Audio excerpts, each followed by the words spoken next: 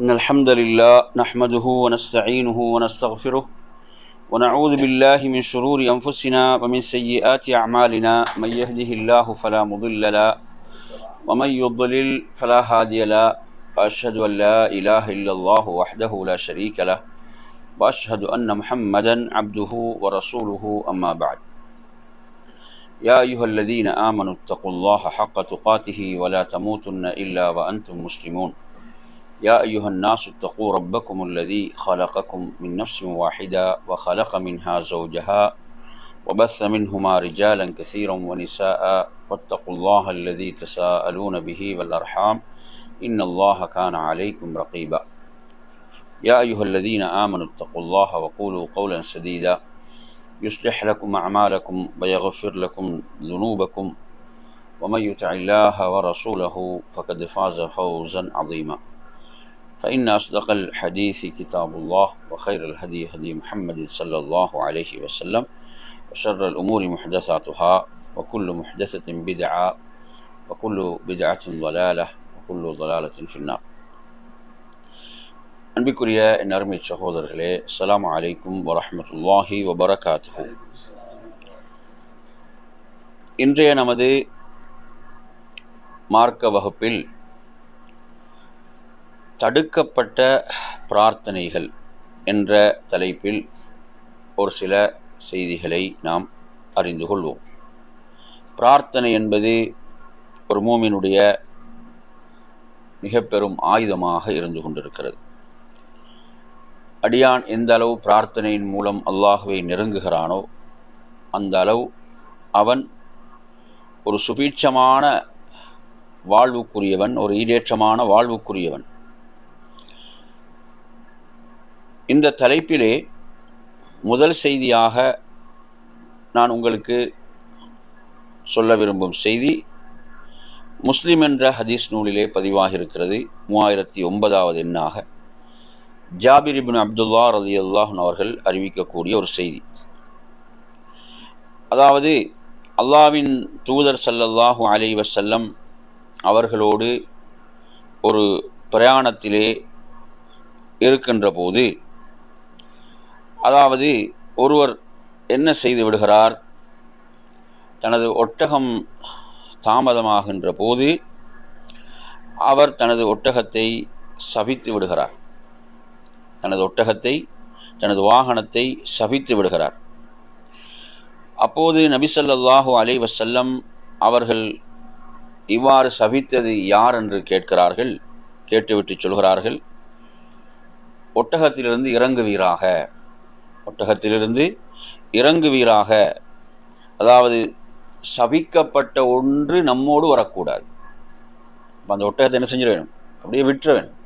சபிக்கப்பட்ட ஒன்று என்ன செஞ்சிடக்கூடாது, நம்மை தொடரக்கூடாது என்று சொல்லிவிட்டு அல்லாஹ்வுடைய தூதர் ஸல்லல்லாஹு அலைஹி வஸல்லம் சொல்கிறார்கள், லா ததுஉ அலா அன்ஃபுசிக்கும், நீங்கள் உங்களுக்கு எதிராக பிரார்த்திக்க வேண்டாம். எவ்வளவுதான் நமது வாழ்வில் கஷ்டங்கள், பிரச்சனைகள், துன்பங்கள் வந்தாலும் நாம் என்ன செய்யக்கூடாது, நமக்கு எதிராக பிரார்த்திக்கக்கூடாது. எனக்கு ஒரு அழிவு வரக்கூடாதா, எனக்கு ஒரு நாசம் வரக்கூடாதா, எனக்கு ஒரு கேடு வரக்கூடாதா என்ற மாதிரியான வார்த்தைகளை சர்வசாதாரணமாக சிலர் பயன்படுத்துகிறார்கள். புரியுது அவங்க சொல்கிறது? ஏதாவது ஒரு கஷ்டம், துன்பம், சோதனை என்று வந்துவிட்டால் இப்படியான வார்த்தைகளை சர்வசாதாரணமாக பயன்படுத்துகிறாங்க. இது அல்லாஹ்வுடைய தூதர் தடுத்து இருக்கிறார்கள். எனக்கு ஒரு அழிவு முதல்ல வந்திருக்க வேணுமே என்றெல்லாம் சில நேரங்களில் பெற்றோர்கள் பிள்ளைகளுடைய துன்பங்களை தாங்கிக் கொள்ள முடியாத சந்தர்ப்பங்களில், பிள்ளைகள் ஏதாவது தவறு செய்கின்ற சந்தர்ப்பங்கள், இப்படி சில பெற்றோர் என்ன செய்கிறாங்க, இப்படியான வார்த்தைகளை பயன்படுத்துகிறாங்க. அப்போ எனவே இதை ரசூலுல்லாஹ் தடுக்கிறாங்க. நீங்கள் உங்களுக்கு எதிராக பிரார்த்திக்காதீர்கள். இது தடுக்கப்பட்ட ஒரு பிரார்த்தனை. புரியுதான் சொல்கிறது? அதே போன்று சொல்கிறார்கள், வலா ததுஉ அலா அவுலாதிக்கும், உங்கள் பிள்ளைகளுக்கு எதிராக பிரார்த்திக்க கூடாது. உங்களோட பிள்ளைகளுக்கு எதிராக பிரார்த்திக்கக்கூடாது. பிள்ளைகள் தவறு செய்யும். பிள்ளைகள் சில நேரம் பெற்றோர் விரும்பாத காரியங்களை பிள்ளைகள் செய்துவிடும். பெற்றோருடைய உள்ளங்களை புண்படுத்தக்கூடிய காரியங்களை பிள்ளைகள் செய்துவிடும். இப்படி இந்த மாதிரியான சந்தர்ப்பங்களை அடைகின்ற போது பெரும்பாலும் என்ன செஞ்சிருவாங்க, பெற்றோர்கள் பிள்ளைகளுக்கு எதிராக பிரார்த்திப்பார்கள். இவனுக்கு ஒரு நாசம் வர வேண்டும், இவனுக்கு ஒரு அழிவு வர வேண்டும் என்ற மாதிரி. இதில் கூடுதலாக பெண்கள் தாய்மார்கள் என்ன செஞ்சிடுவாங்க, அவசரமாக இவ்வாறு பிள்ளைகளுக்கு எதிராக பிரார்த்தித்து விடுவார்கள். இது அல்லாஹ்வுடைய தூதர் ஸல்லல்லாஹு அலைஹி வஸல்லம் தடுக்கிறாங்க. உங்களுடைய பிள்ளைகளுக்கு எதிராக நீங்கள் பிரார்த்திக்காதீர்கள். இப்போ பிரார்த்திக்கிற சந்தர்ப்பம் உருவாகும் போது தானே பிரார்த்திப்பாங்க, அப்போ தான் பிரார்த்திக்கக்கூடாது. அவர்களுக்கு எதிராக பிரார்த்திப்பது என்பது சும்மா யாரும் பிரார்த்திக்கிறது இல்லை. எப்போ பிரார்த்திப்பாங்க? அவங்க விரும்பா செயல்களை செய்யும் போது, தவறுகளை செய்யும் போது, பெற்றோர்களுடைய உள்ளங்களை புண்படுத்தும் போது, அப்போ தான் பெரும்பாலும் இது நடக்கும். அந்த சந்தர்ப்பத்தில் என்ன செய்யக்கூடாது, அப்படி பிரார்த்திக்க கூடாது. இப்போ இந்த நபித்தோழர் கூட சில நேரங்கள் எதற்காக, இப்போ நபி அவங்களோடு அந்த பயணத்தில் வேகமாக போக வேணும், நபி அவர்களோடு வேகமாக போக வேண்டும். இப்போ எனது ஒட்டகம் தாமதிக்கிறதுனால அல்லாஹ்வுடைய தூதருக்கு என்ன செய்யலாம், சில நேரங்களில் சிரமம் ஏற்படலாம்லாம் சிந்திச்சிருப்பார் இல்லையா? அப்படியெல்லாம் என்ன செஞ்சிருப்பார், சிந்தித்திருப்பார். சிந்தித்து தான் ஒட்டகத்தை என்ன செய்கிறாரு, சபிக்கிறார். ஆனால் ரசூலுல்லாஹ் அதை என்ன செய்கிறாங்க, கண்டிக்கிறாங்க. மறுபடியும் நீங்கள் அந்த ஒட்டகத்தில் பயணிக்கக்கூடாது. அப்போ இதில் பாருங்கள், அப்போ அன்று ஒட்டகம் ஒரு வாகனமாக பயன்படுத்தப்பட்டுச்சு. எதாக பயன்படுத்தப்பட்டுச்சு? வாகனமாக. இன்றைக்கு சிலரை பார்த்தீங்கன்னா அந்த வாகனத்தில் ஏதாவது ஒரு பிரச்சனை வந்தால் என்ன, இது ஒரு முசீபத்து பிடிச்ச வாகனம் என்று சொல்லுவாங்க சிலர். இல்லையா? எப்படி சொல்கிறது, இது ஒரு முசீபத்து பிடிச்ச வாகனம் என்ற மாதிரியான வார்த்தைகளை பயன்படுத்துவாங்க. அப்போ இது கூடாது, என்ன செய்யக்கூடாது. ஏன்னா இந்த வார்த்தைகள் என்ன செஞ்சிடும், அவர் பயன்படுத்துகிற வார்த்தைகளை அல்லாஹ்விடத்தில் ஏற்றுக்கொள்ளப்பட்டு விடலாம். புரியுது அவன் சொல்கிறது? அப்போ இப்படியான வார்த்தை பிரயோகங்கள், இப்படி தனக்கு எதிராகவே பிரார்த்திக்கக்கூடிய, தனது பொருட்களுக்கு எதிராகவே பிரார்த்திக்கக்கூடிய இந்த நிலை என்பது மார்க்கத்தில் தடுக்கப்பட்டது. அதே போன்று வலா ததுஉ அலா அம்வாலிக்கும், உங்களுடைய செல்வத்துக்கு எதிராக நீங்கள் பிரார்த்தனை செய்யாதீங்க. உங்களுடைய செல்வத்துக்கு எதிராக என்ன செய்வான் மனிதன், அப்படியும் பிரார்த்திப்பான். தனது செல்வத்துக்கு எதிராக என்ன செய்வான், பிரார்த்திக்கக்கூடிய சூழ்நிலை சில நேரங்களில் என்ன செய்வான். சில நேரங்கள் மனைவிக்கு ஏதாவது ஒன்றை வாங்கி கொடுத்துருப்பான், வாங்கி கொடுத்துட்டு மனைவி ஏதாவது பிடிக்காத ஒரு காரியத்தை செய்யும் போது என்ன செய்கிறது, அதுக்கு எதிராக பிரார்த்திக்கிறது, அந்த பொருளுக்கு எதிராக என்ன செய்கிறது, பிரார்த்திக்கக்கூடிய நிலைகள். இப்படியெல்லாம் நிலைகள் உருவாகும். இப்போ இதை ரசூலுல்லாஹ் இங்கே தடுக்கிறாங்க. அப்போ இதை நாங்கள் நன்றாக ஞாபகத்தில் வைத்துக்கொள்ளணும். என்ன, எவ்வளோதான் நமது வாழ்க்கையில் நெருக்கடிகள், கஷ்டங்கள், சோதனைகள் என்று வந்தாலும் நாம் என்ன செய்யக்கூடாது, நமக்கு எதிராக பிரார்த்திக்கக்கூடாது, நமது சொத்து செல்வங்களுக்கு எதிராக பிரார்த்திக்கக்கூடாது, நமது பிள்ளைகளுக்கு எதிராக பிரார்த்திக்கக்கூடாது என்று அல்லாஹ்வுடைய தூதர் சொல்கிறாங்க. ஏன்னு பார்த்தீங்கன்னா சில நேரங்களில் இதுவே காரணமாக இருக்கும் நமது வாழ்க்கையில் பிரச்சனைகளுக்கு. நாங்கள் சில நேரங்கள் என்ன செய்வோம், யோசித்து கொண்டிருப்போம், ஏன் இந்த பிரச்சனை வருது, என்ன காரணம், ஏன் இந்த நெருக்கடி. சில நேரம் நாம் நமக்கு எதிராக செய்த பிரார்த்தனை அதுக்கு காரணமாக இருக்கலாம். சில பிள்ளைகள் சில நேரங்களில் பார்த்தீங்கன்னா மிக மோசமாக நடந்து கொள்வதற்கு யாருடைய பிரார்த்தனை காரணமாக இருக்கும், பெற்றோருடைய, அந்த பெற்றோர் அவர்களுக்கு எதிராக கேட்கக்கூடிய பிரார்த்தனைகள் காரணம். சில நேரங்களில் என்னதான், அதாவது பெற்றோருக்கு பிள்ளைகள் மாறு செய்தாலும் அந்த பிள்ளைகள் கஷ்டப்படும் போது பெற்றோர்களால் உள்ளத்தால் தாங்க முடியுமா? யோசிச்சு பாருங்க. இவ்வளோதான் அந்த பிள்ளைகள் பெற்றோருக்கு விரும்பாத காரியங்களை செய்தாலும் அந்த பெற்றோருடைய கண் முன்னாலே பிள்ளைகள் என்ன செய்கின்றன, கஷ்டப்படுகின்றன, பலவிதமான பிரச்சனைகளை சந்திக்கின்றன. அதை பெற்றோரால் தாங்கிக் கொள்ள முடியுமா? முடியாது. அப்படியா இல்லை? உண்மை தானே, யதார்த்தம் அதுதானே. அந்த சூழல் சில நேரம் எதனால் ஏற்பட்டிருக்கலாம், எதனால், பெற்றோர் அந்த பிள்ளைகளுக்கு எதிராக செய்த பிரார்த்தனை, துஆவின் காரணமாக அந்த நிலையை பிள்ளைகள் சந்திக்கலாம். ஏன்னா பிள்ளைகள் விஷயத்தில் பெற்றோருடைய துஆ அல்லாஹ்விடத்தில் என்ன செய்யப்படும், ஏற்றுக்கொள்ளப்படும். அப்போ இதே ஹதீஸ்ல ரசூலுல்லாஹ் இன்னொரு முக்கியமான விஷயம் சொல்கிறாங்க. பாருங்கள் என்ன சொல்கிறாங்கன்னா, அதாவது ஒரு நேரம் இருக்கிறது, அந்த நேரத்தில் ஒரு துஆ அமைந்து விடுமாக இருந்தால் அது ஏற்றுக்கொள்ளப்பட்டு விடும். அவர் தனக்கு சாதகமாக கேட்கிறாரா பாதகமாக கேட்கிறதா என்பதில் அங்கே முக்கியம். அங்கே என்ன, அந்த நேரத்தில் அந்த பிரார்த்தனை அமைந்து விட்டால் அது என்ன செய்யப்பட்டுவிடும், அல்லாஹ்விடத்தில் அங்கீகரிக்கப்பட்டுவிடும் என்று அல்லாஹ்வுடைய தூதர் குறிப்பிடுகிறார்கள். எனவே நாங்கள் இந்த தலைப்பில் முதலாவது நாங்கள் பார்க்கக்கூடிய தடுக்கப்பட்ட பிரார்த்தனைகள் முதல் விஷயம் எது, தனக்கு எதிராக பிரார்த்திக்கக்கூடாது. தனக்கு எதிராக, தனது பிள்ளைகளுக்கு எதிராக, தனது சொத்து செல்வங்களுக்கு எதிராக என்ன செய்யக்கூடாது, பிரார்த்திக்கக்கூடாது. இப்படி நான் சொல்கிறது, மனிதன் இப்படி பிரார்த்திப்பானான்னு கேள்வி வந்தால் என்ன பதில், பிரார்த்திப்பான். அவனுக்கு ஏதாவது பிரச்சனைகள், கஷ்டங்கள், சோதனைகள், விரும்பாதவைகள் வரும்போது என்ன செய்வான், இப்படி பிரார்த்திக்கக்கூடிய சூழலுக்கு தள்ளப்படுறான். நாங்கள் அன்றாட வாழ்வில் பார்க்கிறோம் இவ்வாறான நிகழ்வுகளை. இதில் இன்னொரு செய்தி வருது பாருங்கள், இது வேறொரு சந்தர்ப்பத்தில் வருது. இதுவும் முஸ்லிமில் வரக்கூடிய செய்தி தான். 920 வருது. உம்மு சலமா ரலியல்லாஹு அறிவிக்கக்கூடிய செய்தி. உங்களுக்கு தெரியும், அபூ சலமா ரலியல்லாஹுடைய மௌத்துடைய நேரம், அவங்களோட அந்த உயிர் பிரியக்கூடிய நேரம். அப்போ அவங்களோட வீட்டுக்கு யார் வராங்க? அல்லாஹ்வுடைய தூதர் வராங்க, ஸல்லல்லாஹு அலைஹி வஸல்லம் அவங்க வராங்க. இப்போ அல்லாஹ்வுடைய தூதர் வந்து என்ன செய்கிறாங்கன்னு சொன்னால், அவங்களோட கண்களை வந்து கசக்கி மூடி விடுகிறார்கள். கசக்கி என்ன செய்கிறாங்க? மூடி விடுகிறார்கள். அப்போ ரசூலுல்லாஹ் என்ன சொல்கிறாங்கன்னு சொன்னால், உயிர் கைப்பற்றப்படும் போது கண் என்ன செய்யும் என்றால், கண்கள் அதை தொடரும். இப்போ உயிர் உடலிருந்து கைப்பற்றப்படும் போது என்ன செய்யும்? பார்வைகள் அப்படி நிலை குத்தி நிற்குமா இல்லையா? இப்போ பார்வை எதை பார்க்குது? அந்த ரூஹை பார்க்கிறது, ரூஹை பின்தொடர்கிறது. அப்போ ரசூலுல்லாஹ் அந்த கண்களை கசக்கி என்ன செய்கிறாங்க? மூடி விடுகின்ற போது, அப்போ அங்கே வீட்டில் உள்ள அந்த அபூ சலமானுடைய குடும்பத்தினருக்கு உறுதியாகி விடுகிறது, என்ன செஞ்சிட்டார்? இவர் மரணித்து விட்டார், இவரது உயிர் பிரிந்து விட்டது என்றது உறுதியாகி விடுகிறது. அப்போ எல்லோரும் சப்தமிட்டு அழ ஆரம்பிக்கிறார்கள். கதறி என்ன செய்கிறாங்க? சப்தமிட்டு அழ ஆரம்பிக்கின்ற போது, அந்த அழுகையுடைய சப்தம் உயருகின்ற போது ரசூலுல்லாஹ் சொல்கிறாங்க, லா ததுஉ அலா அன்ஃபுசிக்கும் இல்லா பி கைர் என்றாங்க. என்ன சொல்கிறாங்க? உங்களுக்கு நீங்கள் நல்லதை தவிர வேறு எதையும் பிரார்த்திக்காதீங்க. உங்களுக்கு நல்லதை தவிர வேறு எதையும் உங்களுக்காக நீங்கள் பிரார்த்திக்க கூடாது என்று சொல்லிட்டு சொல்கிறாங்க. இப்போது நீங்கள் செய்யக்கூடிய பிரார்த்தனைகளுக்கு மலக்குகள் ஆமீன் சொல்கிறார்கள். மலக்குகள் என்ன செய்கிறாங்க? ஆமீன் சொல்கிறார்கள். புரியுதா சொல்கிறது? அப்போ ஆமீன் சொல்கிறது வந்து பித்அத் என்பது கிடையாது. சிலர் நினைச்சாங்கன்னா ஆமீன் என்பது சொல்லவே கூடாது அப்படி நினைக்கிறாங்க. அப்படி கிடையாது. ஆமீனை பொறுத்தவரையில் சொல்கிறதுக்கு மார்க்கம் அனுமதித்த சந்தர்ப்பங்கள் இருக்கிறது, பித்அத் கூடாத சந்தர்ப்பங்கள் இருக்கிறது. இப்போ ஒருத்தர் வந்து உங்களுக்கு சொல்கிறார், அல்லாஹ் உங்களுக்கு பரக்கத் செய்வானாக அப்படின்னு சொல்லும்போது நீங்கள் ஆமீன்னு சொல்ல வேணும். அதுக்கு நீங்கள் என்ன செய்யணும்? அதுக்கு ஆமீன்னு சொல்ல வேணும். புரியுது நம்ம சொல்கிறது? அப்போ அது என்ன செய்யும்? அல்லாஹ்விடத்தில் அது ஏற்றுக்கொள்ளப்படும். அல்லாஹ் உங்களுக்கு ரஹமத் செய்வானாக. அரபுக்கள் நீங்கள் பாருங்கள் என்ன சொல்லுவாங்க? அப்படி ஒரு துவாவை செஞ்சுட்டு சொல்லுவாங்க, குல் ஆமீன்னு சொல்லுவாங்க. ஆமீன் சொல்லு. கேட்டிங்களா இல்லையா? சில நேரம் நல்ல ஒரு விஷயத்தை பிரார்த்திப்பாங்க, பிரார்த்திட்டு என்ன சொல்லுவாங்க?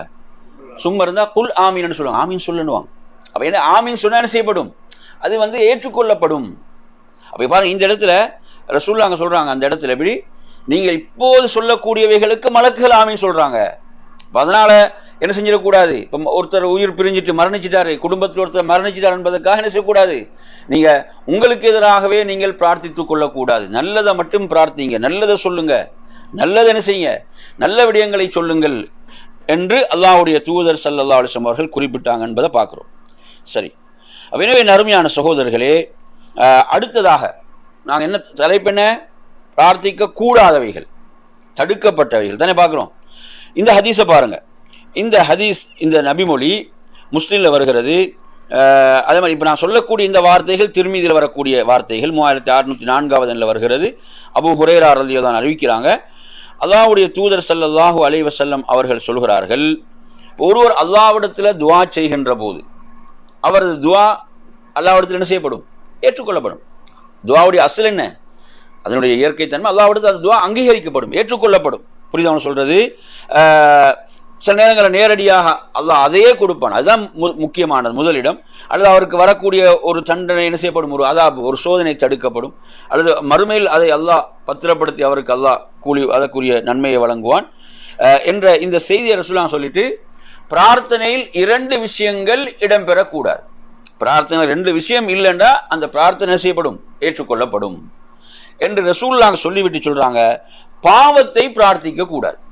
எதை பிரார்த்திக்க கூடாது? பாவமான விஷயத்தை பிரார்த்திக்க கூடாது. இப்போ சிலரை பார்த்தீங்களா, சில விஷயங்கள் அவங்களுக்கு பாவம் என்று தெரியாமல் இருக்கலாம். பாவம் என்று தெரியாத காரணத்தால் சில நேரங்கள் அல்லாஹ்விட்ட கேட்கலாம். அது அவரது மடமையுடைய பிரச்சனை. அது புரியுது அவன் சொல்கிறது? இப்போ சிலரை பார்த்தீங்கன்னு சொன்னால் என்ன சொல்கிறது? அதாவது நான் வந்து ஒரு பேங்க்கில் ஒரு லோன் கேட்டிருக்கேன், யா அல்லாஹ் எனக்கு மிக அவசரமாக கிடைக்க வேணும் என்று துஆ செய்கிறாருன்னு வைங்களே. அப்போ அது வந்து தெளிவாக வட்டியோடு சம்மந்தப்பட்டது. வட்டி இல்லாமல் இருந்தால் பிரச்சனை கிடையாது, வட்டி இல்லாமல்னா பிரச்சனை கிடையாது. பெரும்பாலும் வட்டியோடு சம்மந்தப்பட்டது. இப்போ அல்லாஹ்விட்ட எப்படி கேட்குறாரு? அந்த பேங்க் லோன் எனக்கு அவசரமாக கிடைக்கணும் துஆ செஞ்சால் அது பாவமான ஒன்றுக்கான துஆ. இது அல்லாஹ்விடத்தில் செய்யப்படாது, ஏற்றுக்கொள்ளப்பட மாட்டோம். அப்படின்னா பாவமானவைகளை நாங்கள் பிரார்த்திக்கக்கூடாது. ஒருத்தர் செய்கிறாரு, எனக்கு லாட்டரியில் வந்து ஒரு 10 லட்சம் கிடைக்க வேணும் என்று என்ன செய்கிறார்? பிரார்த்திக்கிறாருன்னா இது என்ன செய்யாது? இது பாவம். இது மார்க்கத்தில் தடுக்கப்பட்ட ஒரு விஷயம். அல்லது வந்து என்ன செய்கிறாரு? ஒரு பாவமான பிரயாணத்தை எளிதாக்கித்தாண்டு பிரார்த்திக்கிறார். அவனோட பயணத்துடைய நோக்கம் என்னதான்? பாவம் செய்கிறது, மதுபானத்தை குடிக்கிறது, விபச்சாரத்தை செய்கிறது, அல்லது என்ன செய்கிறது, அதாவது சூது போன்றவைகள். இப்படி பாவத்துக்கான ஒரு பிரயாணத்தை மேற்கொள்றானுவீங்களே, யாரும் இந்த பயணத்தை லேசாக்கி தாண்டு பிரார்த்திச்சாண்டா இது பாவமானது. இப்படி பாவத்தை நாங்கள் என்ன செய்யக்கூடாது, பிரார்த்திக்க கூடாது. ரசூலுல்லாஹ் தடுக்கிறாங்க. எதை தடுக்கிறாங்க? பாவத்தை நீங்கள் என்ன செய்யாதீங்க, பிரார்த்தனை செய்யாதீர்கள், பாவத்தை பிரார்த்திக்க கூடாது. அப்போ இது தடுக்கப்பட்ட ஒரு பிரார்த்தனை, தடுக்கப்பட்ட ஒரு பிரார்த்தனை. புரியுதா சொல்றது? அப்போ எனவே இதில் நாங்கள் பார்க்கக்கூடிய அதாவது எத்தனாவது விஷயம்? மூன்றாவது விஷயம். ஞாபகம் வச்சுக்கோங்க, மூன்றாவது விஷயம். இப்போ பாவமான விடயங்களை நாங்கள் அல்லாஹ்விடத்தில் பிரார்த்திக்க கூடாது. அடுத்து இதே ஹதீஸில் வருகிறது, உறவை துண்டித்து வாழ்வதை பிரார்த்திக்க கூடாது. எப்படி? யா அல்லாஹ், நான் மரணிக்கும் வரை அவன் என்னுடைய வீட்டுக்கு வாசலே மன்னிக்க கூடாது என்று பிரார்த்திச்சாண்டா இது கூடுமா? இது உறவை துண்டிக்கிற பிரார்த்தனை. நான் மௌத்தானாலும் அவன் வரக்கூடாது என் வீட்டுக்கு என்று ஒருத்தன் பிரார்த்திக்கிறான்னு சொன்னால் இது உறவை துண்டிக்கக்கூடிய பிரார்த்தனை. இந்த பிரார்த்தனை ஏற்றுக்கொள்ளப்படாது. இப்படி பிரார்த்திக்கவும் கூடாது. அல்லாஹ்விடத்தில் இப்படி உறவை துண்டிக்கக்கூடிய அமைப்பில் உள்ள துஆக்களை, பிரார்த்தனைகளை அவன் பிரார்த்திக்க கூடாது. இவைகள் அல்லாஹ்விடத்தில் என்ன செய்யப்பட மாட்டாது, ஏற்றுக்கொள்ளப்பட மாட்டாது, அங்கீகரிக்கப்பட மாட்டாது. நன்றாக புரிந்து கொள்ளுங்கள்.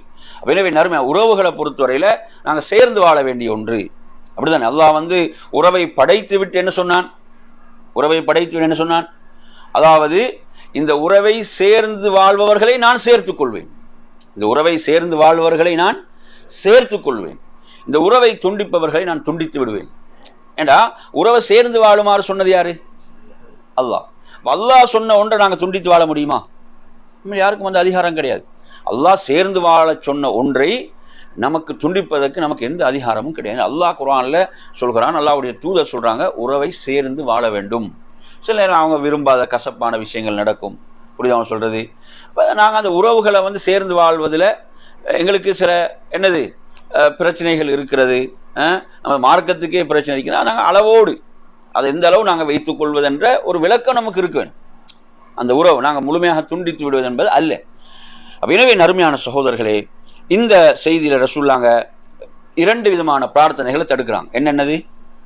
இப்போ நாங்கள் கடைசியாக பார்த்ததில் பாவத்தை பிரார்த்திக்க கூடாது. அடுத்து என்ன? உறவை துண்டிக்கக்கூடிய விதத்தில் பிரார்த்திக்க கூடாது, பிரார்த்தனைகள் அமையக்கூடாது. சரி, அடுத்ததாக நாங்கள் வருவோம். அப்போ எத்தனை விஷயம் பார்த்துட்டோம்? 4 விஷயங்கள். சரிதானே? 5வது விஷயத்தை நாங்கள் பார்ப்போம். 5வது விடயம் என்னவென்று சொன்னால், இப்படி பிரார்த்திக்க கூடாது. எப்படி என்றால், இந்த ஹதீஸை பாருங்க. முஸ்லிம்ல வார ஹதீஸ். அனஸ் இப்னு மாலிக் ரலியல்லாஹு அறிவிக்கிறாங்க. 2688 வருது. நபி ஸல்லல்லாஹு அலைஹி வஸல்லம் அவங்க ஒரு நபித்தோழர் நோய்வாய்ப்பட்டிருக்கின்ற போது அவரை நலம் விசாரிக்க செல்கிறார்கள். அப்படி சென்ற நேரத்தில் ரசூலுல்லாஹ் அவங்கள பார்க்குறாங்க. அவர் மிகவும் பலவீனமுற்று இருக்கிறார். ஒரு குருவி குஞ்சை போன்ற அந்த அளவுக்கு ஒரு பலவீனமுற்று அவர் இருக்கிறார். அப்போ ரசூலுல்லாஹி ஸல்லல்லாஹு அலைஹி வஸல்லம் அவங்க அவர்கிட்ட கேட்ட கேள்வி என்னவென்றால், நீங்கள் அல்லாஹ்விடத்தில் ஏதாவது துஆ செய்து வந்தீர்களா, அல்லாஹ்விடத்தில் நீங்கள் ஏதாவது பிரார்த்தனை செய்தீர்களா என்று கேட்குறாங்க. கேட்கும்போது அவர் சொல்கிறாரு, ஆம் யா ரசூலல்லாஹ், நான் இப்படி ஒரு துஆ செய்து வந்தேன் என்று ஒரு துஆவை சொல்கிறார். என்ன துஆ அது என்று சொன்னால், யா அல்லாஹ், நீ என்னை மறுமையிலே தண்டிப்பதாக இருந்தால் அதை எனக்கு உலகத்திலே தந்துவிடு என்று துஆ செய்து வந்தேன். எப்படி கேட்டுக்கிறாரு? நீ மறுமையில் என்னை தண்டிப்பதாக இருந்தால் அதை உலகத்திலே எனக்கு தந்துவிடுன்னு நான் பிரார்த்தித்து வந்தேன். இப்போ ரசூலுல்லாஹ் சுபஹானல்லான்னு சொல்கிறாங்க. அந்த நேரத்தில் அப்படி சொன்னோடனே சுபஹானல்லான்றாங்க. அல்லாஹ் தூய்மையானவன் என்று சொல்லிவிட்டு சொல்கிறார்கள், அதாவது இதற்கு நீங்கள் சக்தி பெற மாட்டீர்கள், இதற்கு உங்களால் இயலாது, இது உங்களுக்கு இயலாத ஒரு விஷயம் என்று சொல்லிட்டு ரசூலுல்லாஹ் சொல்கிறாங்க, நீங்கள் இப்படி அல்லாஹ்விடத்தில் பிரார்த்தித்திருக்க வேண்டும். எப்படி? அல்லாஹும்ம ஆத்தினா ஃபித் துன்யா ஹசனா வஃபில் ஆஹிரத்தி ஹசனா வகினா அஸாபன்னார். அல்லா, இந்த உலகத்திலும் நல்லதைத்தா, மறுமையிலும் நல்லதைத்தா, நரகத்துடைய அதாபை விட்டு எம்மை பாதுகாப்பாயாக. நல்லதை தான் நீங்கள் கேட்கணும். எதை கேட்கணும்? உலகத்திலும் நல்லதை கேட்க வேண்டும், மறுமையிலும் என்ன நல்லதை கேட்க வேண்டும். இப்படி பிரார்த்திக்க கூடாது. இது உங்களால் முடியாத ஒரு விஷயம். அல்லாஹ் சோதனையை தருவான்றது வேற விஷயம். சோதனை நாங்களாக என்ன செய்யக்கூடாது, கேட்டு வாங்கக்கூடாது. புரியுதா சொல்றது?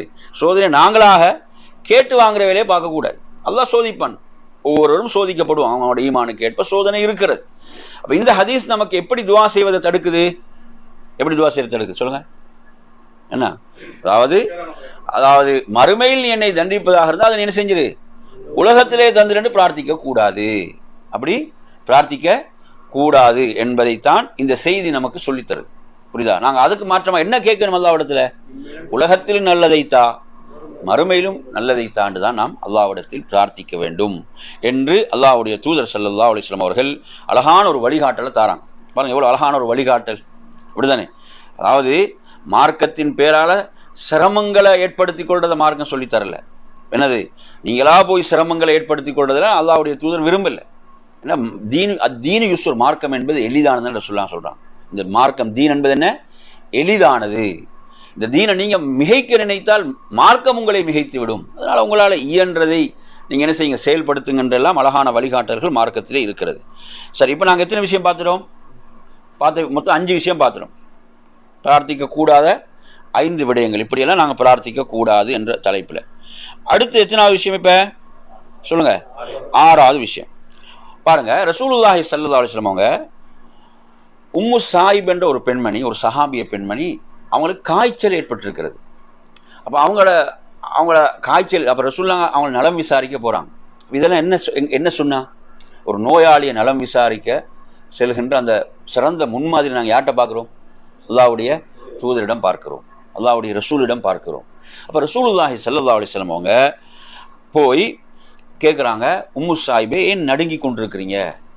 ஏன் நடுங்கி, அவங்க காய்ச்சல தான் நடுங்குறாங்க. அப்போ அந்த நடுக்கத்தை பற்றி கேட்குறாங்க, ஏன் நடுங்கி கொண்டிருக்கிறீங்கன்னு கேட்கும்போது அவங்க சொல்கிறாங்க, இது காய்ச்சல் என்று சொல்லிட்டு சொல்கிறாங்க, லா பாரக்கல்லாஹு ஃபீஹான்னு சொல்கிறாங்க. எப்படி வார்த்தை சொல்கிறாங்க? லா பாரக்கல்லாஹு ஃபீஹா, அல்லாஹ் இதில் பரக்கத்து செய்யாமல் இருக்கட்டும், அல்லாஹ் இதில் வளம் சேர்க்காமல் இருக்கட்டும் என்ற ஒரு வார்த்தையை சொல்கிறாங்க. அப்படி சொன்ன உடனே ரசூலுல்லாஹ் சொல்கிறாங்க, அதாவது நீங்கள் என்ன செய்யக்கூடாது, இப்படி சொல்லக்கூடாது, காய்ச்சலை நீங்கள் ஏசக்கூடாது, காய்ச்சலை திட்டக்கூடாது என்று சொல்லி ரசூலுல்லாஹ் சொல்கிறாங்க. அதாவது எப்படி ஒரு கொல்லனுடைய அந்த கொல்லன் அந்த இரும்பிலிருந்து அந்த துருவை அகற்றுகிறானோ, அந்த உலையை வைத்து எப்படி அகற்றுகிறானோ, அதுபோன்றுதான் காய்ச்சல் ஒருவருடைய பாவங்களை மன்னிக்கும். காய்ச்சல் வந்துட்டால் என்ன ரசூலுல்லாஹ் சொல்கிறாங்க, அது அவரது பாவங்களை மன்னிக்கும். அப்போ இங்கே ரசூலுல்லாஹ் எப்படி துஆ செய்யக்கூடாதுன்னு தடுக்கிறாங்க? அந்த காய்ச்சலை ஏசக்கூடிய விதத்தில், அந்த நோயை திட்டக்கூடிய விதத்தில் பிரார்த்திக்கக்கூடாது. சிலர் பாருங்கள், ஏதாவது ஒரு நோய் அந்த நோயில் கஷ்டப்படும் போது என்ன செய்வாங்க, அந்த நோயை அதே ஏசுவார்கள், அந்த நோயை திட்டுவார்கள். அப்போ இது கூடாது. ரசூலுல்லாஹ் இப்படி சொல்கிற லா பாரக்கல்லாஹு ஃபியான்னு சொல்கிறத தடுக்கிறாங்க. அப்படி நீங்கள் சொல்லக்கூடாது. ஏன்? அதன் மூலம் அல்லாஹ் உங்களுக்கு செய்யக்கூடிய நன்மை என்ன? உங்களோட பாவங்கள் மன்னிக்கப்படுகின்றன, உங்களோட பாவங்களை அல்லாஹ் மன்னிக்கிறான் என்ற அழகான அந்த செய்தியை அங்கே சொல்கிறாங்க. நாங்கள் இன்றைக்கி பார்க்குறோமே, நம்ம சமுதாயத்தில் ஏதாவது ஒரு நோய் அந்த நோயில் கஷ்டப்படும் போது அந்த நோயை என்ன செய்வார்கள்? ஏசுவார்கள், அந்த நோயை திட்டுவார்கள். அப்படி ஒரு மூமின் ஒருபோதும் செய்யக்கூடாது. ஏன்? அந்த மூமின் நினைக்க வேண்டும், அல்லாஹ் இதன் மூலம் எனது பாவங்களை மன்னிக்கிறான், அல்லாஹ் எனது பாவங்களை மன்னிக்கிறான் என்ற அந்த உணர்வு இருக்க வேண்டும். இப்போ நான் இப்போது உங்களுக்கு சொன்ன இந்த செய்தியை நீங்கள் எடுத்து பார்த்தீங்கன்னா, இது எங்கே வருகிறது? முஸ்லீமில் 2575 ஜாபிர் இப்னு அப்துல்லா ரலியல்லாஹு அறிவிக்கக்கூடிய செய்தி. இப்போ நாங்கள் இப்போ மொத்தம் பார்த்த விஷயங்களை எத்தனை விஷயம் பார்த்துட்டோம்? 6 விஷயங்கள். எல்லாம் ஞாபகம் இருக்குதா? முதல் விஷயம் என்ன படித்தோம்? முதலாவது விஷயம் நாங்கள் இந்த பாடத்தில் படித்த முதல் விஷயம் என்ன? ஒருவர் தனக்கு எதிராக, தனது பிள்ளைகளுக்கு எதிராக, தனது சொத்து செல்வங்களுக்கு எதிராக பிரார்த்திக்கக்கூடாது என்ற ஒரு விஷயத்தை நாங்கள் பார்த்தோம். முதல் விஷயம். 2வது விஷயம் என்ன பார்த்தோம்? அது எல்லாம் இதில் வந்துட்டு நாங்கள் முதலாவது அதில் பார்த்துட்டோம். முதலாவது இதெல்லாம் வந்துடும். எதெல்லாம் முதல்ல ஒருவர் தனக்கு எதிராக, தனது பிள்ளைகளுக்கு எதிராக, தனது சொத்து செல்வங்களுக்கு எதிராக என்ன செய்யக்கூடாது? பிரார்த்திக்கக்கூடாது என்ற விஷயத்தை பார்த்துட்டோம். சரியா? சரி. அடுத்ததாக 2வது விஷயமாக நாங்கள் பார்த்த விஷயம் என்ன? அதுவும் அதே தலைப்பு தான். அந்த மரணித்த இடத்துல ரசூலுல்லாஹ் சொன்னதும் என்னதான், உங்களுக்கு எதிராக பிரார்த்திக்காதீங்கிற விஷயம் தான். அந்த முதலாவது தலைப்பில் அது வந்துடும். முதல் விஷயத்தில் அது என்ன செஞ்சிடும்? வந்துடும். அடுத்தது நாங்கள் உங்களுக்கு சொன்ன விஷயம் என்னென்னு சொன்னால், 2 விஷயங்கள் ஒரு ஹதீஸில் வருது. எத்தனை விஷயங்கள்? 2 விஷயங்கள் ஒரு ஹதீஸில் வருதுன்னு பார்த்தோம். அந்த 2ஐயும் நீங்கள் பிரார்த்திக்கக்கூடாது. என்னென்ன? பாவத்தை அல்லாஹ்விடத்தில் நீங்கள் பாவமான விஷயத்தை பிரார்த்திக்கக்கூடாது, பாவமான விஷயத்தை பிரார்த்திக்கக்கூடாது. புரியுது சொல்கிறது? அடுத்து என்ன? அதில் 3வது விஷயம், அதில் இப்போ நான் மொத்தம் 3வது, உறவை துண்டிக்கக்கூடிய அமைப்பில் நமது துஆக்கள் பிரார்த்தனைகள் இருக்கக்கூடாது என்பதை நாங்கள் பார்த்துட்டோம். சரி. 4வது விஷயமாக நாங்கள் பார்த்த விஷயம் என்ன? 4வது விஷயம், அதாவது நீ மறுமையில் நீ என்னை தண்டிப்பதாக இருந்தால் அந்த தண்டனை என்ன செஞ்சு உலகத்தில் தந்து விடு என்று பிரார்த்திக்கக்கூடாது. 4 விஷயங்கள் பார்த்தாச்சோம். 5வது விஷயம் என்ன? ஒரு நோயை என்ன செய்யக்கூடாது? நோய்க்கு எதிராக பிரார்த்திக்கக்கூடாது. நோய்க்கு எதிராக என்ன செய்யக்கூடாது? பிரார்த்திக்கக்கூடாது. ஏன்னா அதன் மூலம் அல்லாஹ் அவரது பாவங்கள் என்ன செய்கிறான்? மன்னிக்கிறான் என்ற விஷயத்தை நாங்கள் பார்த்தோம். சரி, 6வது விஷயமாக நாங்கள் எதுவும் விடுபட்டுச்சா? உங்களுக்கு எல்லாம் சொன்னது எதுவும் விடுபடலே? சரி, அடுத்ததாக நாம் இதில் பார்க்கக்கூடிய விஷயம் என்னவென்று சொன்னால், என் அருமையான சகோதரர்களே, அதாவது அல்லாஹ்விடத்தில் ஒருவர் பிரார்த்திக்கின்ற போது எப்படி பிரார்த்திக்கக்கூடாதுன்றா, யாரெல்லாம் நீ விரும்பினால் என்னை மன்னி என்று பிரார்த்திக்கக்கூடாது. யாரெல்லாம் நீ விரும்பினால் என்னை மன்னி, நீ விரும்பினா எனக்கு தா, இப்படி பிரார்த்திக்கக்கூடாது. ரசூலுல்லாஹ் தடுக்கிறாங்க. நினைச்சா இப்படி பிரார்த்திப்பதை தடுக்கிறாங்க. ரசூலுல்லாஹ் சொல்கிறாங்க எப்படி பிரார்த்திக்கணும்? அப்போ அதாவது அல்லாஹ்விடத்தில் யாரெல்லாம் நீ என்னை மன்னிப்பாயாக, உன்னை தவிர என்னை மன்னிப்பவர்கள் வேறு யாரும் இல்லை, நீ எனக்கு தருவாயாக, உன்னை தவிர எனக்கு வேறு யாரும் தரக்கூடியவர்கள் இல்லை, இப்படி உறுதியாக கேட்க வேணுமே தவிர எப்படி கேட்கக்கூடாது? நீ விரும்பினா தான்னு கேட்கக்கூடாது. அப்போ விரும்பாட்டி என்ன வச்சுக்கொண்டு அர்த்தமா? அது அடுத்த பக்கம் அப்படி தான் வரும். விரும்பினா தான், விரும்பாட்டி வச்சுக்கொண்டு மாதிரி ஆகிடும். அப்போ எனவே அல்லாஹ்விடத்தில் இப்படி ஒருத்தர் பிரார்த்திக்கக்கூடாது. அல்லாஹ்விடத்தில் பிரார்த்திக்கும் போது உறுதியாக கேட்க வேண்டும். எப்படி கேட்கணும்? உறுதியாக. அல்லாஹ்வை யாரால் நிர்பந்திக்க முடியாது. ஆனால் ரப்பிடத்தில் கேட்கும்போது, யா அல்லாஹ் உன்னை தவிர வேறு யாரும் எனக்கு இல்லை, நீ தான் என்னை மன்னிக்க வேண்டும், நீ தான் எனக்கு அருள வேண்டும், இப்படி பிரார்த்திக்க வேண்டுமே தவிர மாறாக ரசூலுல்லாஹ் சொல்கிறாங்க, நீங்கள் விரும்பினா தான்னு பிரார்த்திக்காதீங்க. எப்படி? அல்லாஹ் விரும்பினா உங்களை மன்னிப்பான் அப்படி சொல்லக்கூடாது. அல்லாஹ் விரும்பினா உங்களை மன்னிப்பான் இல்லை, மன்னிப்பான். எப்படி சொல்லணும்? அல்லாஹ் நிச்சயமாக உங்களை மன்னிப்பான். இப்படி நாம் என்ன செய்வது? உறுதியாக பிரார்த்திப்பது, அல்லாஹ்விடத்தில் உறுதியாக கேட்பது. அப்போ இது தடுக்கப்பட்ட ஒரு முறை பிரார்த்தனை. நல்லா புரிஞ்சுக்கோங்க. விரும்பினா தாண்டு கேட்கிறது இது தடுக்கப்பட்டது, பிரார்த்தனையில் தடுக்கப்பட்ட ஒரு முறை. இந்த ஹதீஸ் எங்கே வருது? புகாரியில் 6338 அனஸ் இப்னு மாலிக் ரலியல்லாஹு அன்ஹு அறிவிக்கக்கூடிய செய்தியாக இந்த செய்தி வருகிறது. எனவே நறுமை சொன்னாங்க, அல்லாஹ்விடத்தில் கேட்கும் போது எப்படி கேட்க வேணும்? உறுதியாக கேட்க வேண்டும். நபிமார்கள்லாம் கேட்டாங்களே, குர்ஆன் எடுத்து படித்து பாருங்கள். நபிமார்களுடைய துஆக்கள் எடுத்து படித்து பார்த்தீங்கன்னா அதை நீங்கள் பார்க்கலாம். அப்போ எனவே உறுதியாக நாம் கேட்க வேண்டும். அல்லாஹ்விடத்தில் யாரெல்லாம் நீ தான், உன்னை தவிர வேற நீ தான் எனக்கு அருள வேண்டும், நீ தான் எனக்கு என்னை மன்னிக்க வேண்டும் என்ற உறுதியோடு பிரார்த்திக்க வேண்டும். அடுத்த அருமையான சகோதரர்களே, இதில் தடுக்கப்பட்ட முறைகளில் பாருங்கள். ஒரு கிராமப்புற மனிதர் மஸ்ஜிதுக்கு வரார், மஸ்ஜிது நபவிக்கு வரார். மஸ்ஜிது நபவிக்கு அவர் என்ன செய்கிறாருன்னா தொழுகிறார். தொழுது விட்டு தொழுகை ஃபலம்மா ஃபரக, தொழுது முடிஞ்ச பிறகு அவர் அல்லாஹ்விடத்தில் எப்படி கேட்குறாருண்டா, அல்லாஹும் அரஹம்னி வ முஹம்மதா வலா தரஹம் மஅனா அஹதான்னு கேட்குறார். யா அல்லாஹ் எனக்கும் முஹம்மதுக்கும் கிருபை செய்வாயா, எம்மோடு நீ வேறு யாருக்கும் கிருபை செய்யாதுன்னு கேட்குறாரு ஸல்லல்லாஹு அலைஹி வஸல்லம். என்ன அவர் எப்படி கேட்குறாரு?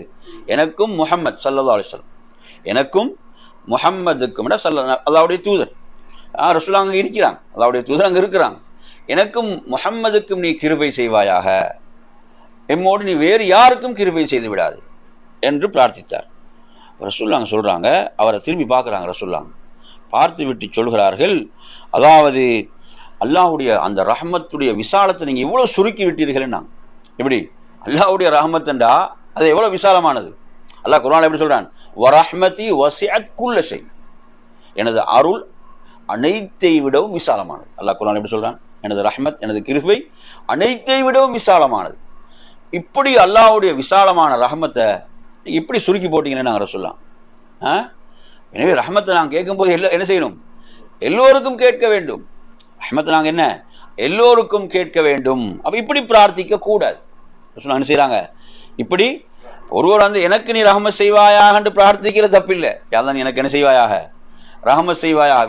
எது கூடாது? அங்கே அடுத்தவனுக்கு நீ ரஹ்மத் செய்யாத இப்படி பிரார்த்திக்க கூடாது. புரியுது அவன் சொல்கிறது?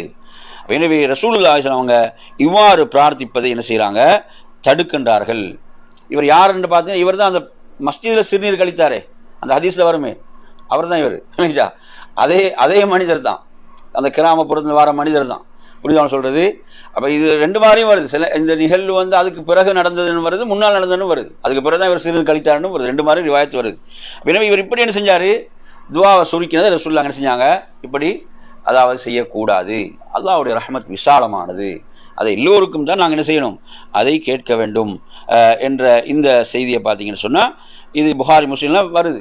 நான் இப்போ சொல்கிற ரிவாயத்தில் வந்து திருமிதியில் 147 வருகிறது. அபூ ஹுரைரா ரலியல்லாஹு அறிவிக்கக்கூடிய செய்தியாக வருகிறது. சரி, அடுத்ததாக என் அருமையான சகோதரர்களே, அப்போ தடுக்கப்பட்ட இந்த பிரார்த்தனைகளில் இந்த தலைப்பில் ரசூலுல்லாஹ் சொல்கிறாங்க, உங்களில் ஒருவருக்கு எவ்வளோதான் கஷ்டம் வந்தாலும் மௌத்தை பிரார்த்திக்கக்கூடாது. அல்லாஹ்ட்ட என்ன கூடாது, மரணத்தை பிரார்த்திக்கக்கூடாது, மரணத்தை கேட்கக்கூடாது. புரியுதா சொல்கிறது? யாதான் எனக்கு ஒரு மௌத்தை தந்துடு, எனக்கு ஒரு மௌத்தை தந்துடு என்று இப்படி கேட்கக்கூடாது ரசூலுல்லாஹ் சொல்கிறாங்க. அதாவது ஒருவர் அப்படி கேட்டுத்தான் ஆக வேணும். அவ்வளோ கஷ்டத்தில் இருக்கிறார், அதுதான் அது கடைசி ஆப்ஷன், அதான் லாஸ்ட் ஆப்ஷன் தான், அது கடைசியானது. அது கேட்டுத்தான் உங்களுக்கு ஆக வேணும் என்ற ஒரு நிலை வருமாக இருந்தால், அப்படி பிரார்த்தித்து தான் ஆக வேண்டும் என்ற ஒரு நிலை வருமாக இருந்தால் எப்படி பிரார்த்திக்க வேணும்? அல்லாஹும்ம ஹீனி மா கானத்தில் ஹயாத்து ஹைரன் லீ வ தவஃபனி இதா கானத்தில் வஃபாத்து ஹைரன் லீ என்று தான் கேட்கணும். யா அல்லாஹ், நான் உயிர் வாழ்வது நல்லதாக இருந்தால் என்னை உயிர் வாழச் செய், நான் மரணிப்பது நல்லதாக இருந்தால் என்னை என்ன செய், மரணிக்க செய். அது யாருக்கு தெரியும்? அல்லாஹ்க்கு தானே தெரியும். இப்போ நாங்கள் சில நேரம் வாழ்ந்து இன்னும் நாங்கள் என்ன செய்யலாம், நிறைய நன்மைகள் செய்யலாம், அல்லது நமது சில பாவங்களுக்கு நாம் தௌபா செய்து இறை நெருக்கத்தை பெற்று, எங்களுக்கு தெரியும் அதெல்லாம் தெரியாது. அதனால் நாங்கள் எப்படி கேட்க வேணும்? மரணத்தை பிரார்த்திக்காமல் அப்படி பிரார்த்தித்து தான் ஆக வேண்டிய ஒரு நெருக்கடியில் மனிதன் ஆகிறான்னு வைங்களே, அவ்வளோ கஷ்டத்துக்கு ஒரு துன்பத்துக்கு ஆளாகிறான்னு வைங்களே, அப்படி ஆகிவிட்டால் அவன் என்ன கேட்க வேணுமாம்? இது அரபுல உங்களுக்கு கேட்கலாம், தமிழில் கேட்கலாம் தானே. எப்படி கேட்க வேணும்? யா அல்லாஹ், நான் வாழ்வது நன்மையாக இருந்தால் என்ன செய், வாழச் செய், நான் மரணிப்பது நல்லதாக இருந்தால் என்ன செய், மரணிக்க செய் என்று தான் பிரார்த்திக்க வேண்டும். இப்போ நீங்கள் எடுத்த வாக்கில் ஊர்களை பார்த்தீங்கன்னா என்ன, உடனே என்ன செய்யலாம், மௌத்தை தான் கேட்குறான். அப்படி பிரார்த்திக்கக்கூடாது. மௌத்தை பிரார்த்திப்பதை அல்லாஹ்வுடைய தூதர் தடுக்கிறாங்க. அப்போ இந்த ஹதீஸ் எங்கே வருது என்று பார்த்தீங்கன்னு சொன்னால் புகாரியில் 5671 அனஸ் இப்னு மாலிக் ரலியல்லாஹு அன்ஹு அவர்கள் அறிவிக்கக்கூடிய ஒரு செய்தியாக இந்த செய்தி வருகிறது. அதே போன்ற அருமையான சகோதரர்களே, பிரார்த்தனையில் தடுக்கப்பட்ட ஒன்று தான், அதாவது சிலவங்க பார்த்தீங்கன்னா அந்த வார்த்தைகளை வந்து என்ன செய்கிறது, கோர்வையாக ஆக்கிறதுல முயற்சி எடுக்கிறது. துவால வார்த்தைகளை, இப்போ உதாரணமாக ஒருத்தர் பேசும்போது வார்த்தைகளை கோர்வையாக எடுத்து பேசுகிறது, அது பிரச்சனை கிடையாது. நம்ம மக்கள் உடைய உள்ளங்கள் கவர்றது வார்த்தைகள் என்ன செய்கிறார், அல்லது ஒருத்தர் வந்து ஒரு கவிதையை எழுதுகிறாருண்டா அதில் வார்த்தைகள் கவனிக்கப்படும். இப்போ நாங்கள் அல்லாஹ்விடத்தில் துவா செய்யும் போது ஹதீஸ் என்ன அந்த வாசகம் வருதுன்னா அஸ்ஸஜ என்று வருது. அந்த அஸ்ஸஜ என்பதை வந்து அதாவது அந்த எதுகை மோனையுடன் என்று தான் அதில் தமிழில் மொழிபெயர்க்கிறான். அப்போ இதில் பார்த்தீங்கன்னா எங்களோட நோக்கம் எது இருக்கக்கூடாது, துவால வார்த்தைகளை அலங்கரிக்கிறது இருக்கக்கூடாது. நாங்கள் எங்களோட தேவையை யார்கிட்ட கேட்குறோம்? அல்லாஹ்ட்ட கேட்குறோம். எங்களோட தேவையை நாங்கள் அல்லாஹ்விடத்தில் கேட்குறோம். எனவே அது நமது உள்ளத்திலிருந்து வரக்கூடிய வார்த்தைகள், அதை நாங்கள் அல்லாஹ்விட்ட கேட்குறோம். ரசூலுல்லாஹ் துவாவுக்கு சில ஒழுங்கல் சொல்லிக்கிறாங்க, அந்த ஒழுங்கல் நாங்கள் தெரிஞ்சுக்கொண்டா போதுமானது. அதை விட்டு நாங்கள் வார்த்தைகள் என்ன செய்கிறது, அழகுபடுத்தி அப்படி வார்த்தைகளை கோர்வையாக அப்படி பிரார்த்திக்க வேண்டும் என்பது கிடையாது. அப்துல்லாஹ் இப்னு அப்பாஸ் சொல்கிறாங்க, இது புகாரில் வர செய்தி 6337 வருகிறது. அதாவது ரசூலுல்லாஹி ஸல்லல்லாஹு அலைஹி வஸல்லம் சஹாபாக்கள் அவங்களோட காலத்தில் இப்படியாக இந்த பிரார்த்திப்பதை என்ன செஞ்சாங்க, விரும்பவில்லை. இவ்வாறு செய்வதை அவங்க தவிர்ந்து தான் வந்தாங்க, தவிர்ந்து இருப்பதை தான் நான் பார்த்திருக்கிறேன். இவ்வாறு பிரார்த்திப்பதை விட்டு கவனமாக இருங்க. இந்த மாதிரி வார்த்தைகளை சும்மா அடுக்கு மொழியாக என்ன, அங்கே நோக்கம் அதுவல்ல. நோக்கம் என்னது, நமது தேவையை அல்லாஹ்விடத்தில் நாங்கள் முன்வைப்பது என்ற விஷயம்தான். அப்போ எனவே நறுமையான சகோதரர்களே, அதே போன்று பிரார்த்தனையில் வந்து வரம்பு மீறக்கூடாது. பிரார்த்தனையில் வரம்பு மீறினா என்ன, வரம்பு மீறுதுன்னா பாருங்கள், ஒரு ஹதீஸை பாருங்கள், அபூதாவுதில் வருது. அபூதாவுதில் 96 வரக்கூடிய ஒரு செய்தியில் அப்துல்லாஹ் இப்னு முகஃபல் என்று சொல்லக்கூடிய நபித்தோழர் ரலியல்லாஹு அன்ஹு அவங்க சொல்கிறாங்க, அவரது மகான் அல்லாஹ்விடத்தில் இப்படி ஒரு துவா செய்கிறார். மகான் அல்லாஹ்ட்ட எப்படி கேட்குறாருண்டா, அல்லாஹும்ம இன்னி அஸ்அலுக்கல் கஸ்ரல் அபியத அன் யமீல் ஜன்னத இதா தஹல்துஹா. எப்படி, நான் சொர்க்கத்தில் நுழைஞ்சா எனக்கு எப்படின்னா ஒரு வெண்மையான ஒரு மாளிகை, எப்படி இருக்கணும், ஒரு வெண்மையான ஒரு மாளிகை எனக்கு இருக்க வேண்டும் அப்படி என்று சொல்லி அவர் என்ன செய்கிறாரு, இப்படி பிரார்த்திக்கின்ற போது அவர் தந்தை மகனை பார்த்து சொல்கிறாங்க, மகனே நீங்கள் எல்லா இடத்துல சொர்க்கத்தை கேளுங்க. எது கேளுங்க? சொர்க்கத்தை கேளுங்க. இவ்வளோ டீட்டெயிலாக நீங்கள் என்ன செய்ய தேவையில்லை, கேட்க தேவையில்லை. ஏனென்றால் அல்லாஹ்வுடைய தூதர் சொல்கிறாங்க, பிற்காலத்தில் ஒரு சமுதாயம் வரும், அவர்கள் துவாவில் வரம்பு மீறுவார்கள். அப்படி அவங்க எப்படி சொன்னாங்க? துவால வரம்பு மீறுவாங்க. நாங்கள் என்ன ரசூலுல்லாஹ்வுடைய துவாக்களை நீங்கள் எடுத்து பாருங்கள், சுருக்கமான வார்த்தைகள், செறிந்த பொருளை கொண்ட வார்த்தைகளை கொண்டு ரசூலுல்லாஹ் துவா செய்யுங்க. பாருங்கள், ரப்பனா ஆத்தினா ஃபித் துன்யா ஹசனாண்டா, அது எல்லாம் வந்துட்டா இல்லையா? இந்த உலக வாழ்க்கையுடைய நலவுகள், நன்மை எல்லாம் வந்துடும், மறுமையுடைய நலவுகள் எல்லாம் வந்துடும். இப்போ ரசூலுல்லாஹ் எப்படி சொல்லிக்கிறாங்க? நீங்கள் சொர்க்கத்தை கேட்கும்போது ஃபிர்தௌஸ் என்ற சொர்க்கத்தை கேளுங்கன்னு சொல்லிக்கிறான். அது நாங்கள் கேட்கலாம். ரசூலுல்லாஹ் அல்லாஹ்வுடைய தூதர் சொல்கிறாங்க, நீங்கள் அல்லாஹ்விடத்தில் சொர்க்கத்தை கேட்கும்போது எதை கேளுங்க? ஃபிர்தௌஸ், ஏன்னா அதுதான் உயர்ந்த சொர்க்கம். அதுக்கு மேலே தான் ரஹ்மானுடைய அரிசி இருக்கிறது. அதுக்கு மேலே தான் ரஹ்மானுடைய அரிசி இருக்கிறது. அப்போ எனவே அந்த சொர்க்கத்தை நீங்கள் கேளுங்க. அப்படி கேட்கலாம். அப்படி ஹதீஸில் வந்தது. அதை விட்டு நாங்கள் சொர்க்கத்தில் அந்த மாளிகை எப்படி இருக்கணும், அதில் அறைகள் எப்படி இருக்கணும், இவ்வளோ ஊர்லையும் பெண்கள் இருக்கணும், இப்படியெல்லாம் டீட்டெயிலாக என்ன செய்ய இல்லை, கேட்க வேண்டிய அவசியம் கிடையாது. இது ஒரு வரம்பு மீறிய ஒரு நிலை. எனவே நறுமையான சகோதரர்களே, அப்போ நாம் இன்றைய இந்த தலைப்பில் உங்களுக்கு அதாவது தடுக்கப்பட்ட இந்த பிரார்த்தனைகள் என்ற தலைப்பில் உங்களுக்கு நாம் சில செய்திகளை இன்றைய வகுப்பிலே சொன்னோம். இப்போ நாங்கள் இதை கவனத்தில் எடுத்துக்கணும். இப்படியான பிரார்த்தனைகளை நாம் செய்யக்கூடாது, இது மார்க்கத்தில் தடுக்கப்பட்டிருக்கிறது என்ற அந்த அடிப்படையை நாம் இன்றைய இந்த வகுப்பிலே அறிந்து கொண்டோம். இத்தோடு நிறைவு செய்வோம். வஆகிரு தஅவானா அல்ஹம்துலில்லாஹி ரப்பில் ஆலமீன். அஸ்ஸலாமு அலைக்கும் வரஹ்மத்துல்லாஹி வபரகாத்துஹு.